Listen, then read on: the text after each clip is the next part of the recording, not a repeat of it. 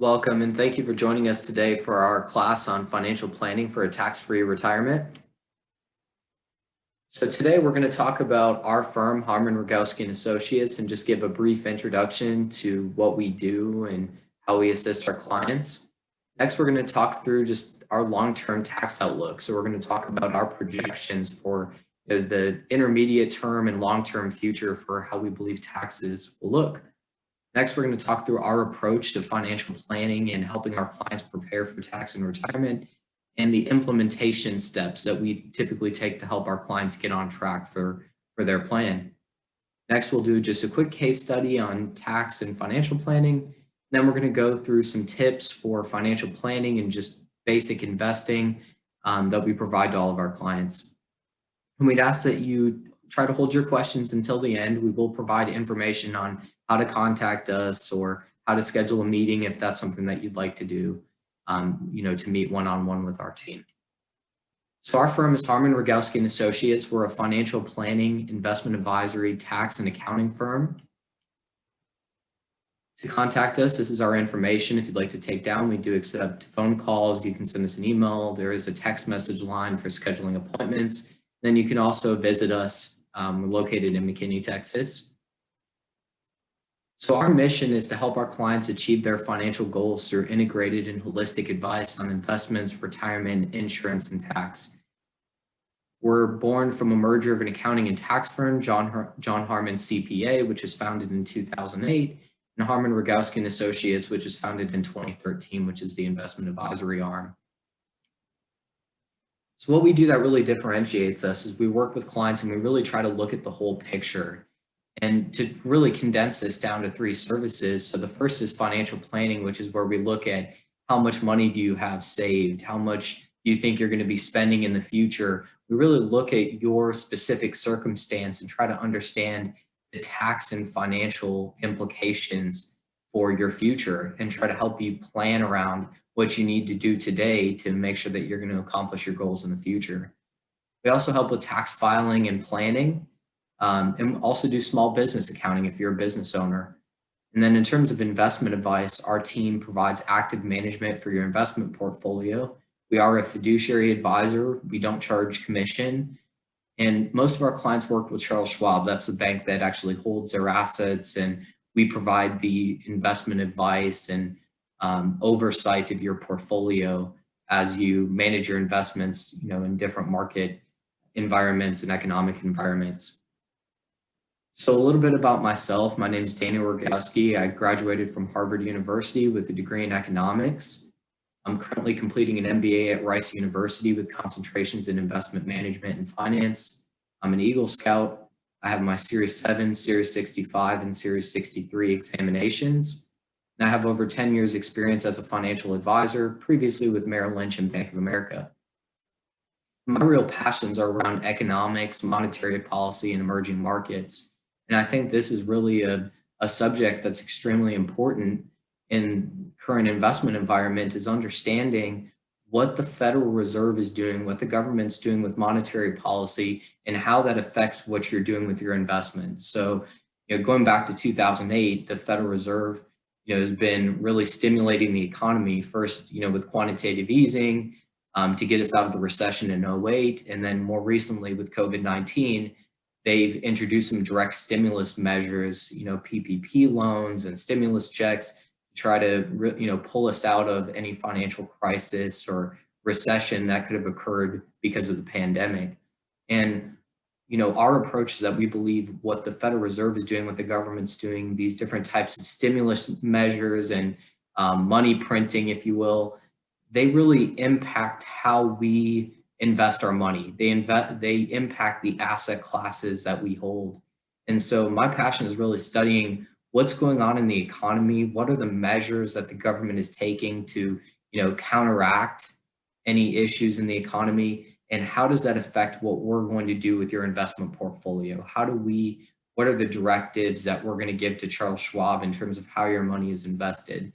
And so that's really the area that I'm most passionate about when I speak with clients. So my business partner, his name is John Harman. He's been rated the best CPA in our region over 11 years. He's also a 5-star wealth manager. has an accounting degree, also holds his financial licenses, the Series 6, 65, and 63. Has over 30 years of accounting and tax experience, ran and sold a successful real estate company, and also has insurance licenses. So really has just a full in-depth understanding of all the different areas of tax and finances. A couple other key partners in our firm: Miranda, CPA, has a couple master's degrees, including an MBA, attended UT Dallas, also Texas A&M Commerce. She's a CPA. And Kevin Dias, who's both a CPA and an MBA, also a Six Sigma certified black belt. And so, I just kind of wanted to give you, the backgrounds of a few other critical people at our firm to kind of give you an idea of some of the expertise that we bring to our clients when we meet. And this is just a few of our staff members and our team, kind of showing you the bench strength and depth that we have in place to assist our clients. So recently we were featured in Texas Monthly Magazine. We were listed first under their 5-star award, winner wealth managers or top wealth managers in the state. I was recently listed in Fortune Magazine, so I was listed first under 5-star wealth managers under the age of 40 in Fortune's What Comes Next episode. And my partner, John Harman, has been voted top CPA in our area and featured in Living Magazine every year going back to 2009. So with that, I'd like to get into the taxes and retirement portion. I want to start off by talking about the top individual tax rate, the highest federal marginal tax rate. So if we go all the way back, this chart shows going back to 1913. What you can see is a top marginal tax rate that kind of lingered around 70% for really a sustained period of time and went all the way as high as 90%. And so what you see is that the current environment is very much in a much lower tax environment than what we've seen historically. And at the exact same time, we've really seen the national debt in our country go up significantly. So the chart in the top left looks at total public debt. And on the bottom right, you can see total public debt as a percentage of GDP, just to kind of give you two ways to digest what the public debt looks like in the United States.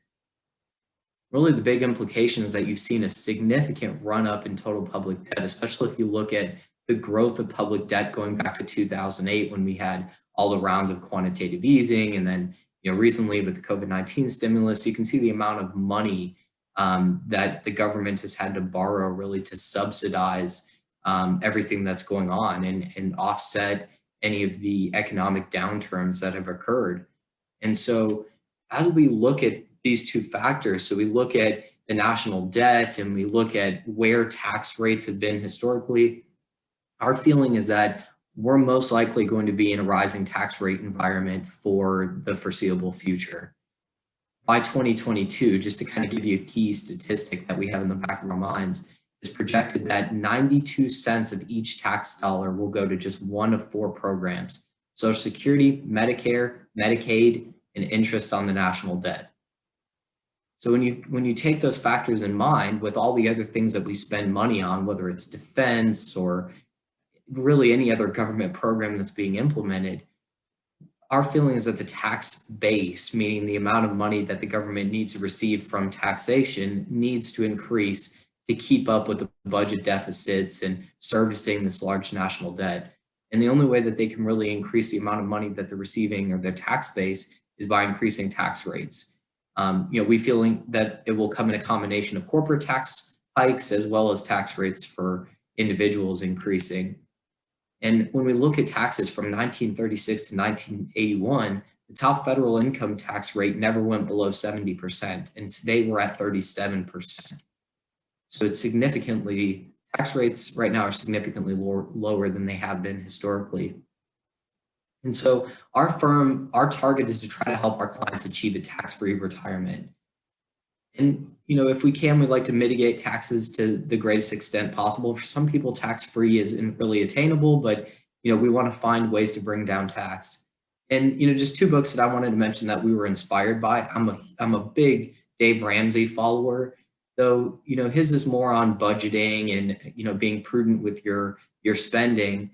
And then another book by David McKnight called The Power of Zero is a book that we found really inspirational, talking about getting to that zero tax bracket, planning on having a good financial future and having the instruments in place to mitigate tax later on in life. So, first, before we really get into like the complexities, the implementation of getting to zero tax, I wanted to talk about the different savings buckets that you have that are available to save your money. The first one is taxable, and this is the easiest bucket. This is your checking account, brokerage accounts, cash CDs. There's no tax advantage to these accounts at all. They're taxed currently, or if you buy an investment in your brokerage account, you'll be taxed when you sell that investment. And so these are currently taxed vehicles with really no tax advantage, from investing in them. Bucket number two is tax deferred. So these are things, qualified retirement plans like 401ks, 403bs, IRAs, pensions, non-qualified annuities. And the way that they work is they're taxed upon withdrawal. So if I put $1,000 into a 401k this year and it grows, over a 30 or 40 year period, and by the time I get to retirement, it's $100,000, you're just throwing hypothetical numbers, say it's $100,000, I'll be taxed on the money as I pull out. So if I pull $20,000 from my 401k the first year during retirement, I'm going to be taxed on the $20,000 that I distribute. And bucket number three is a tax-free bucket. So tax-free is Roth IRAs, some forms of life insurance, and municipal bonds. And this is really the most advantaged bucket for retirement, right? If you're, a Dave Ramsey follower, he talks a lot about how much he likes Roth IRAs, and a lot of the, really the top financial planners in the industry talk about Roths being the best vehicle that you can utilize for retirement. And it's such an important bucket for retirement because it's a way for you to avoid taxation later on down the road. So if I contribute $1,000 to a Roth IRA this year, it grows to $100,000 by the time I retire, I get to pull out the $100,000 as tax-free income, right? And most of you know that a typical IRA, there's deductibility, there are advantages to using bucket number two in the current year that don't exist in bucket number three. But ultimately, our feeling is that if tax rates go up significantly, we want to have a lot of assets in bucket three. Then bucket four, which we don't really talk about much today, and this is really something more that you look at for estate planning, but it's utilizing things like charitable trust and irrevocable trust. Bucket number four is really meant more for passing money along to the people or charities that you care about. And so, we're really not going to get much into bucket four today because I wanted to focus our conversation on funding your own retirement, getting to tax-free for yourself whenever you decide to, to stop working and enjoy retirement. So when we look at this bucket number two, I really want to start the conversation here. We look at bucket number two. We view this as a partnership between yourself and the IRS.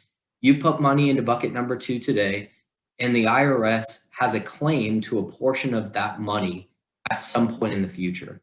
So if I put $1 into bucket number two, at some point when I go to take bucket number two out, for each dollar I've put in, the IRS is going to have a claim to the money, to the investment returns that are made in this bucket. And so the question that we pose to all of our clients is, what happens in your retirement? What happens in your plan if tax rates double? And, most people, when I ask that question, when we get started, initially doing financial planning for our clients, they don't have a good answer to what happens if tax rates significantly go up in the future. And that's really the question that we want to help you solve is you need to plan around the likelihood of tax increase for the reasons that we discussed earlier. So the next thing, I'm going to get into the actual plan. I'm going to talk through when we work with our clients, how do we assist them? What's the overall strategy that we take? And keep in mind for, each individual, for each of you, you're going to have a different set of desired outcomes. You're going to have different amounts of money saved. You're going to be in different stages of your life. So the plan will vary from person to person, but it's really meant to give you just kind of a generic roadmap that we try to follow for our clients to get them to that tax